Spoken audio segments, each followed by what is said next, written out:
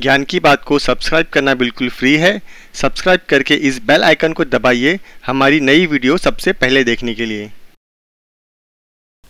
दोस्तों, जैसा कि हम सभी जानते हैं ठंडी शुरू हो चुकी है और ठंड से बचने के लिए लोग ना जाने क्या क्या कर रहे हैं, फिर भी कोई ना कोई कारण से वो बीमार हो जाते हैं, उनको सर्दी या खांसी ज़रूर हो जाती है।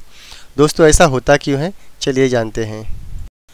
दोस्तों, मैं आपको एक छोटा सा एग्जांपल दूंगा। जैसे कि आप कहीं पर भी जाने के लिए ट्रैवलिंग करते हो, चाहे जॉब पर जाने के लिए या फिर कॉलेज जाने के लिए, कहीं पर भी जाने के लिए ट्रैवलिंग करते हो, तो आपने देखा होगा कि भीड़ वाली जगह में अगर कोई व्यक्ति छींकता है तो अपने हाथ को अपने नाक के पास लेकर जाकर छींकता है और उसी हाथ को अपने खुद के कपड़ों में पोंछ कर उसी हैंडल को पकड़ लेता है जिस हैंडल को आपने पकड़ा था।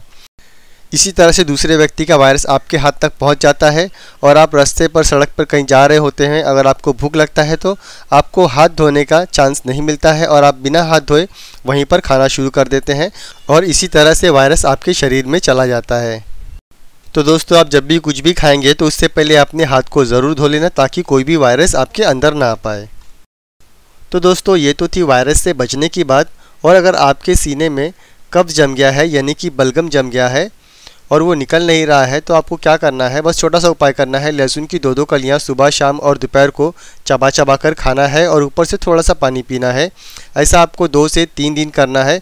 बस इतना करने से आपके सीने में कफ यानी कि जो बलगम जमा हुआ है वो सारे निकल जाएंगे। तो दोस्तों, आज के लिए बस इतना ही। अगर आपको मेरा ये वीडियो पसंद आया तो प्लीज़ मेरे इस वीडियो को लाइक ज़रूर करना और अगर आप लोगों की मदद करना चाहते हैं तो इस वीडियो को फेसबुक, व्हाट्सएप सभी जगह पर शेयर ज़रूर करना। फिर मिलेंगे अगले वीडियो में, तब तक के लिए धन्यवाद।